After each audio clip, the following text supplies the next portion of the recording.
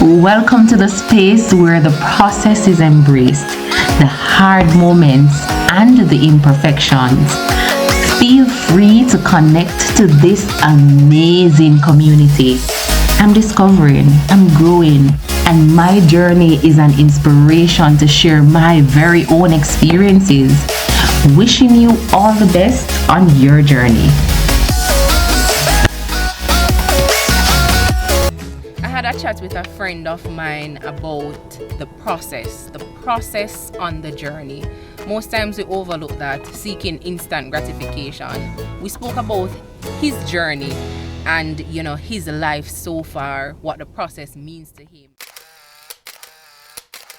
So for me, I want to move from the 9 to 5 accounting, balancing the books. I want to balance people's life, That nice, Yes, I want to from balancing the book to balancing balancing people's lives. That's what I want balancing to do. lives. That's what I want to do now. That's the marketing in me yeah, helping you already. yeah, that's what I want to do now. He is one of the most positive persons I know, hands down. Very positive. I love his energy, and I just like the way he approaches things. And in addition to that, he has a kind heart, a very kind heart. And that's one of the reasons why I asked him to do a sit down with me. I want to go out there to make communities better, make families, boys, girls, bringing hope to the hopeless. I want to be that listening ear when you're having a bad day. I want to bring that basket of grace and mercy to the people of Jamaica. You're focusing on the things that matter. Focusing on the things that matter. Yeah. Do you feel, okay, so you have this goal to move from the corporate world to balancing lives. Do you have any doubts that you would get where you want to be? I don't have any doubts. So you don't grapple with any fear? No. Okay. No. I believe. You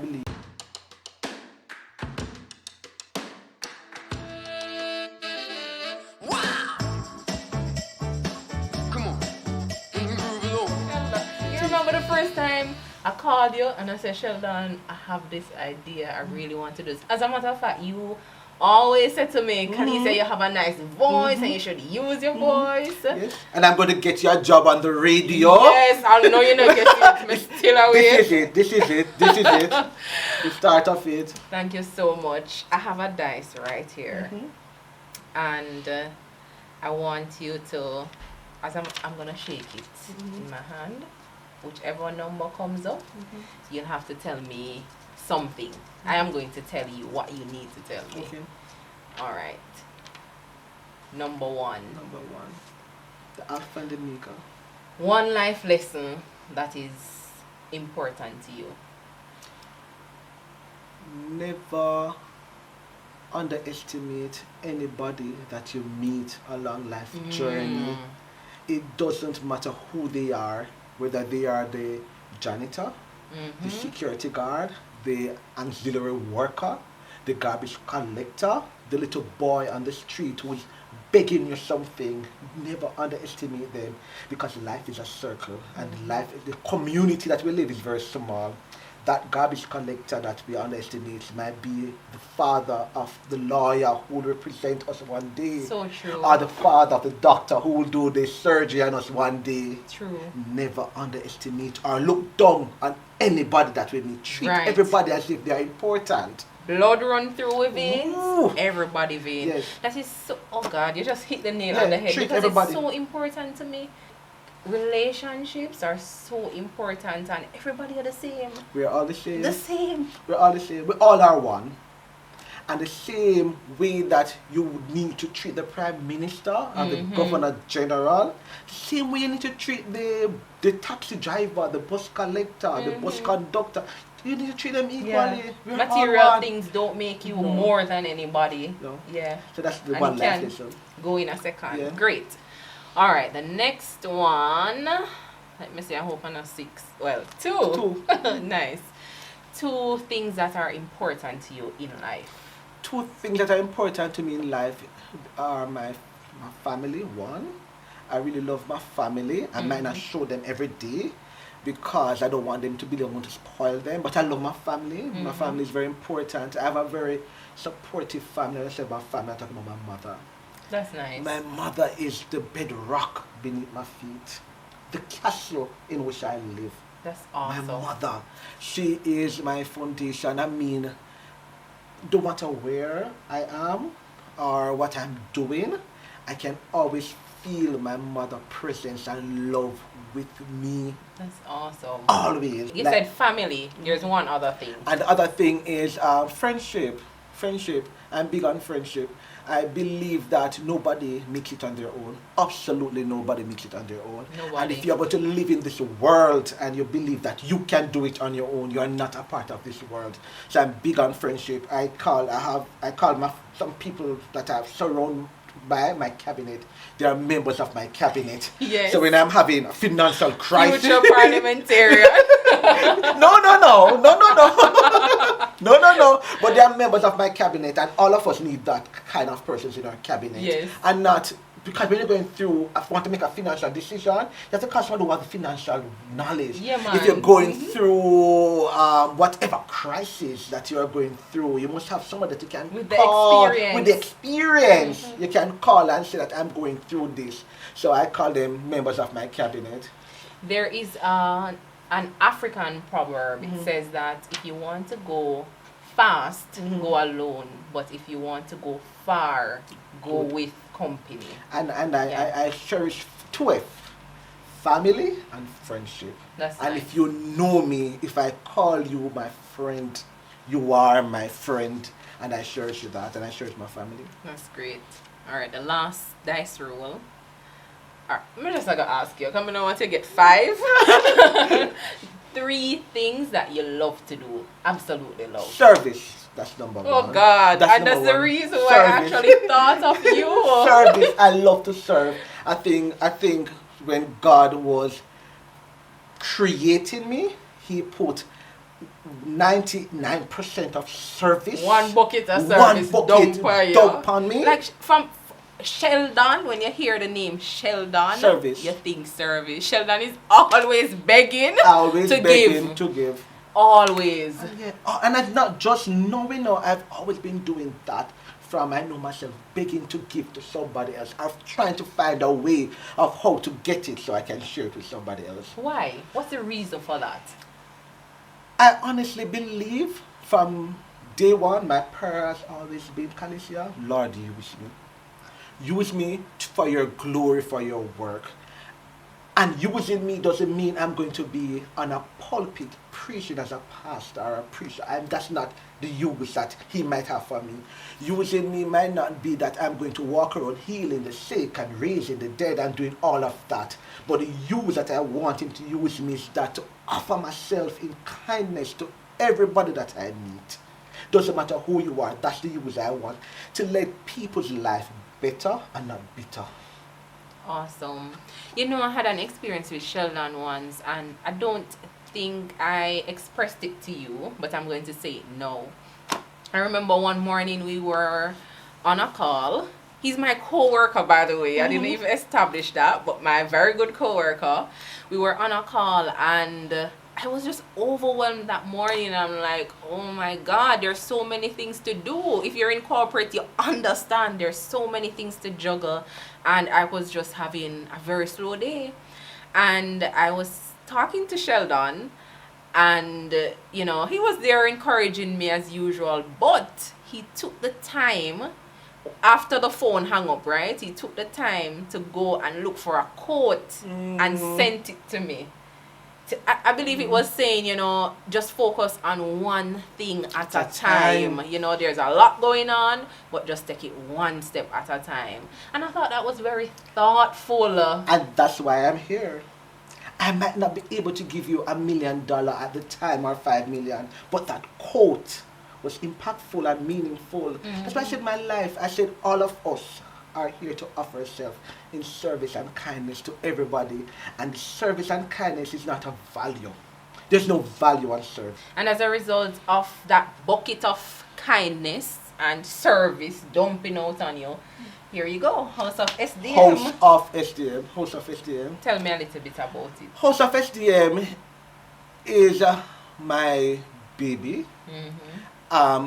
One might ask, what does House of SDM mean? House of Sheldon S. David D. Millington. and Millington M. So it's really that house. And where do you go when you're feeling down and out? You go home, you go to that house for comfort. Nice. And that's what I wanted to create. So were you thinking that when you were conceptualizing the I name? was thinking that because I always want people to come to me for shelter. House of SDM have 5 pillars. Education, I'm big on education.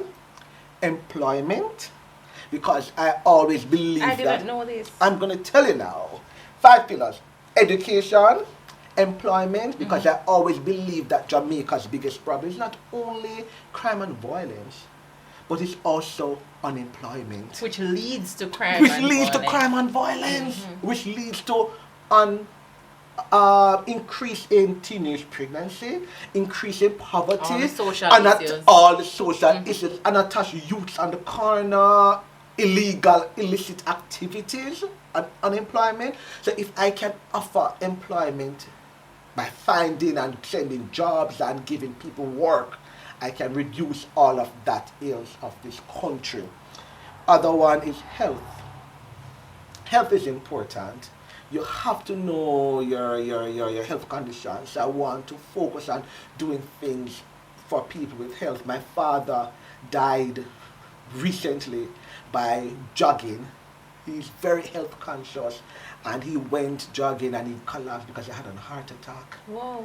But I believe he wasn't paying attention to that because you say that you're strong and you're fit and all of that. He collapsed from a heart attack. So I really want to zero in on health.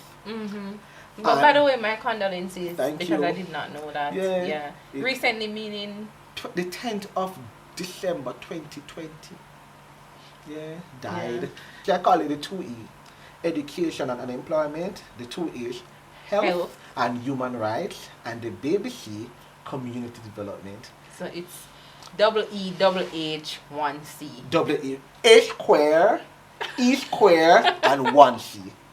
Great. I don't know which formula is that. Newton a formula for that? It's the House of SDM. House of SDM, yeah. House of SDM. Yeah. So we call it the Sheldon formula. Yes, the Sheldon formula.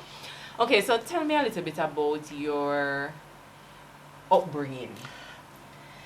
Did it contribute to you having this heart of kindness, this heart of giving? Did it contribute, or you tell me? I love that question. Because it must have started somewhere. Very beautiful. And that's question. what I'm trying to get from Very you. beautiful Where did question. it start? I am from Southwest St. Andrew. I always am proud of where I'm from. Southwest St. Andrew, a community known as Whitfield Town. And it's an inner city, real ghetto inner city.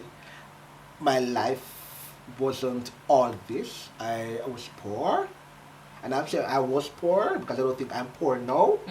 I was very poor and walking without shoes on the road, tear up pants, no shirt, poor.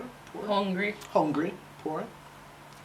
But I always say that my life will not be the same. Had a vision. I had a vision. That's so important. My life Starts right here. Just one little idea. spark. Just That's a spark. like a spark there. So I always said, Kalisha, that my life will not be the same.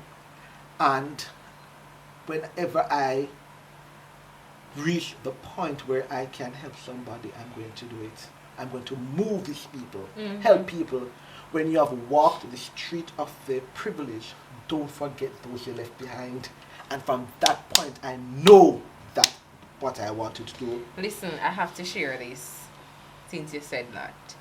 I remember I was working at Knox. This is right after sixth form. Yeah, right after sixth form. So I am looking forward to go to UE. Never have no money. But you no money, know you're don't send me I go UE, right? And I just remember cold calling. I was dealing with this, I think it was the 60th anniversary of Knox. I don't remember which year, but yeah. And I had a list of past students who are now working, you know. And I remember just cold calling them, asking for assistance. I had to make a way out. And I remember Courtney Campbell. Courtney Campbell said to me, this is after he agreed that he would assist me. He said to me, just remember others when you reach there. Just remember others when you reach where you want to go. You know, keep looking behind. Wow. And that stick with me. Wow. From And ever that's since. powerful. When you have walked the road of the privilege, don't forget those you left behind. So when I was growing up in Southwest, I said, my life will not be like this. I'm not going to be poor forever. And when I reached Can't stay here. No, I can't. This is not good. This is not what I want. And I remember my grandfather, my mother's father, he was blind, always called me to read the Bible. And he said to me, I was always willing to read the Bible for him. And he said to me, Sheldon, you are going to do good in life. You are going to be good in life. You're going to be very, very successful in life. He said that to me, I remembered. But I didn't understand because I was young. Yeah. But I understand that this, what good mean I'm not going to be always in this situation. And when I was going to prep school, even though I was living in the inner city, my father always believed that education is a roadmap out of poverty. So I went to a prep school, and while I was at prep school, they called my mother in and said that they were going to give me a scholarship.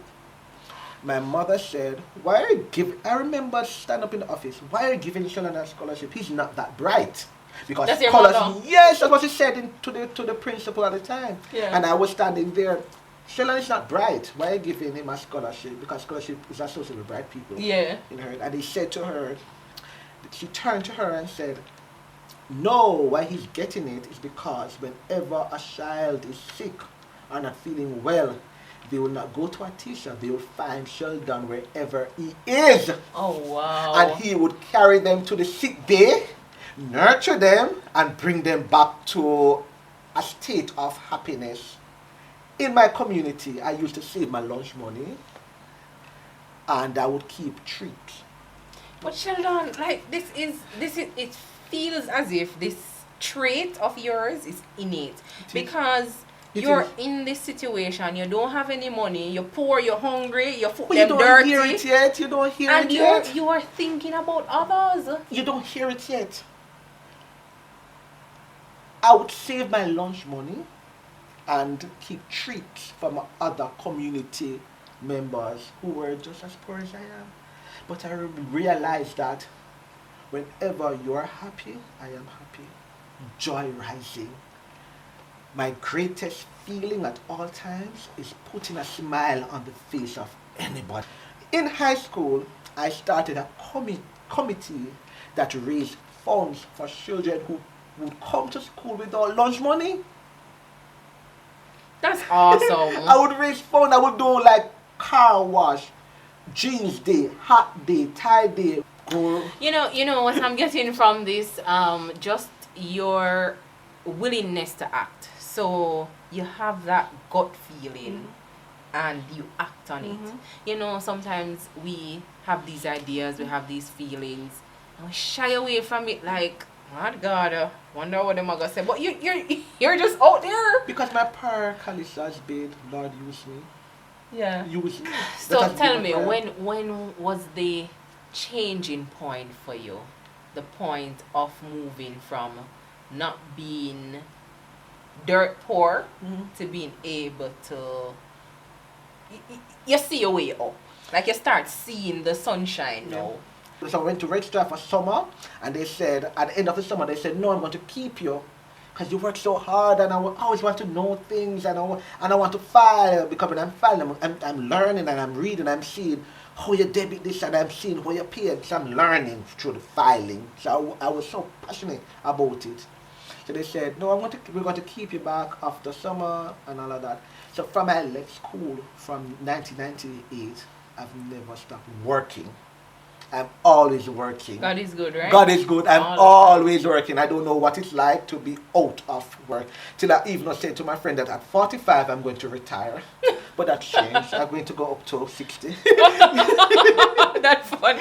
So I'm always working. Yes. So that's when I see I talk about the change, red stripe, that journey. So was able to get my own money and could be able to share with people. And somebody said, oh, Sheldon, I don't have the lunch money. I could give them.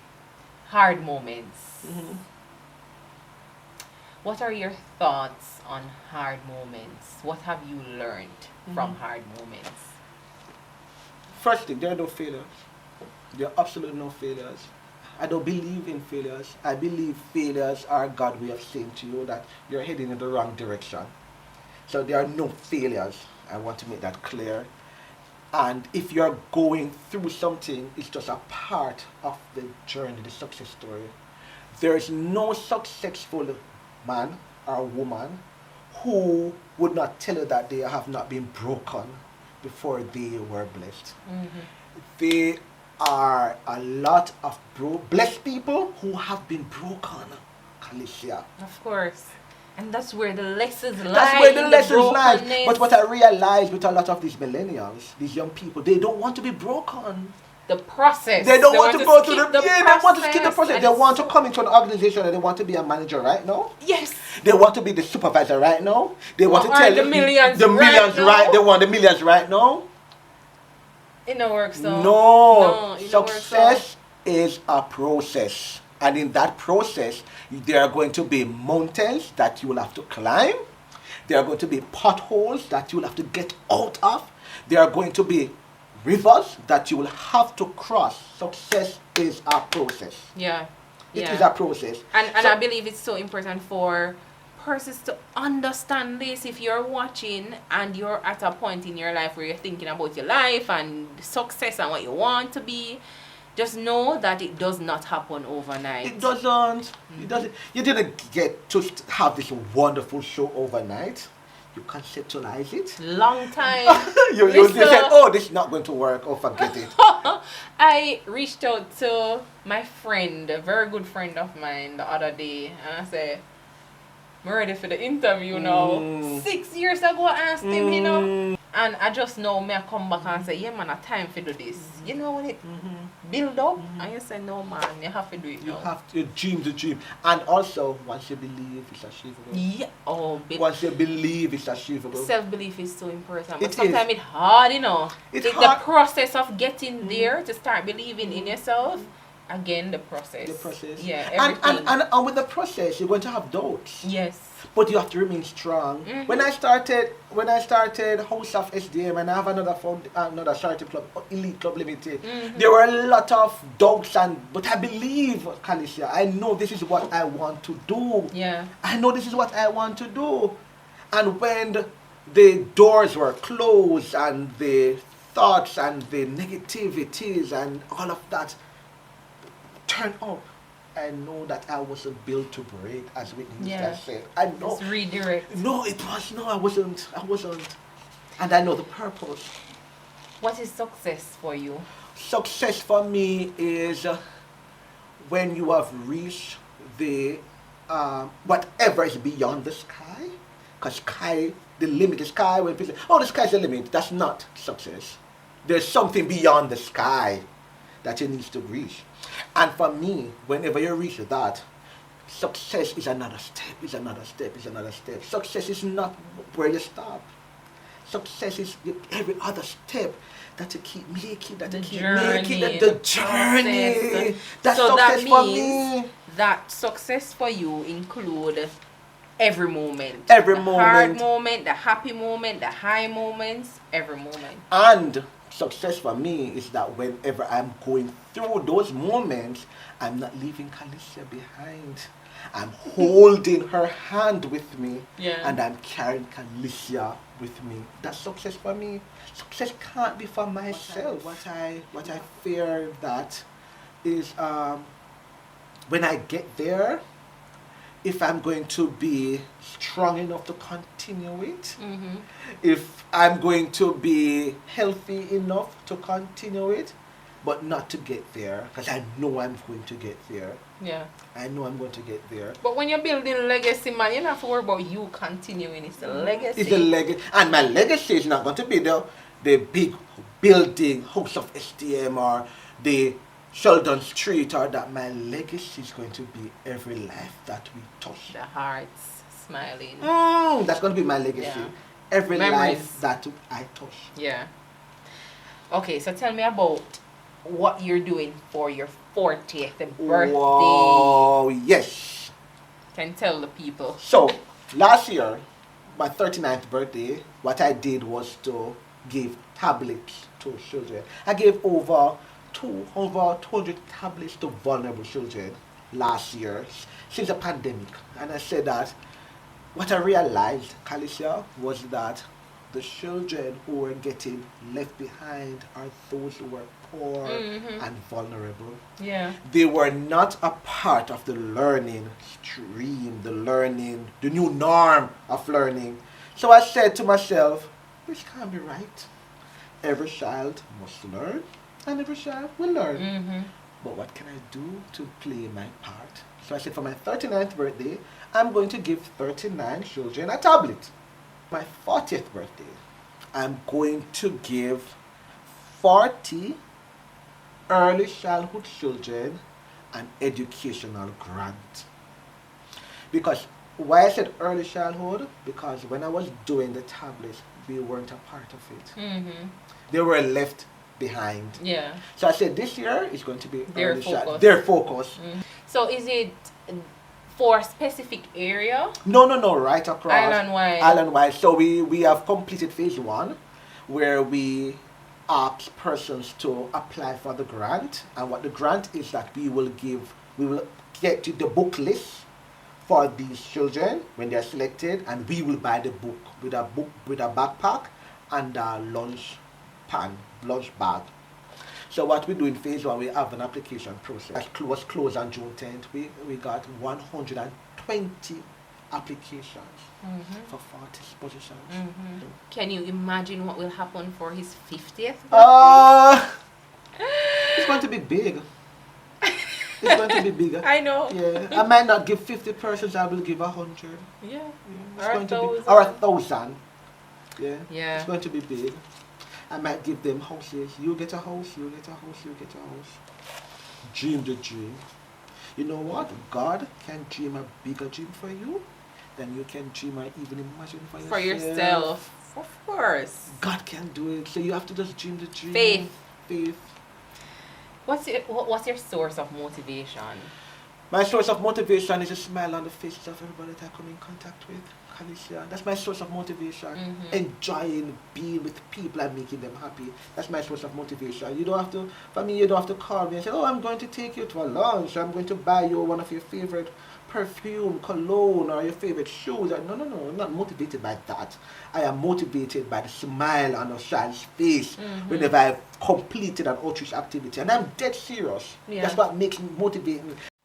What are some of the traits you believe that person should have to tackle hard moments or to go through hard moments?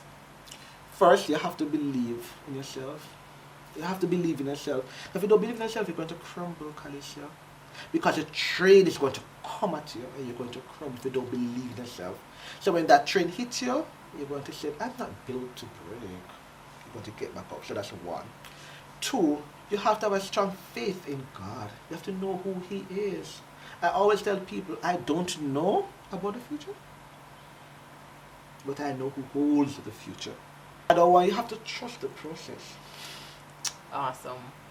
You have to trust the process. Yeah. Many people don't trust the process. It's true. You're going to hear some no's. That's a part of the process. Mm-hmm.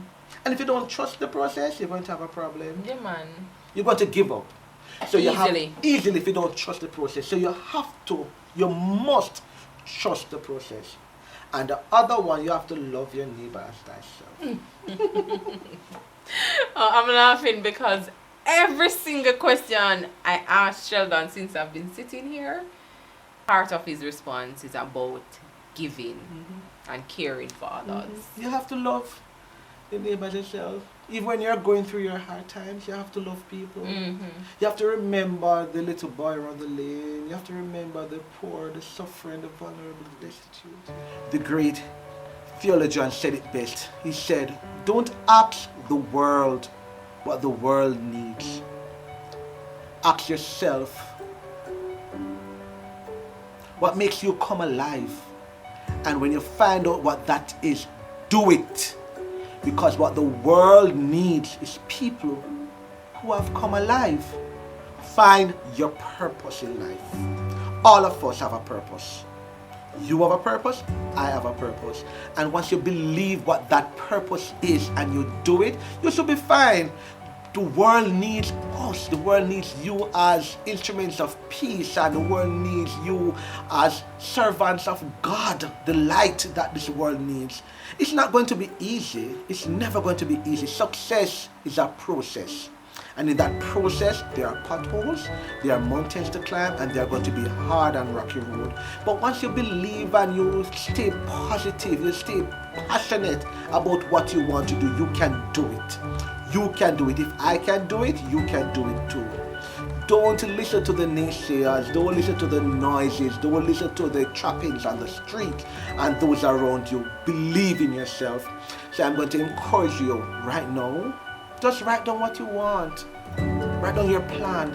He said, write your vision. Make it plain. And those who believe, it will come to pass.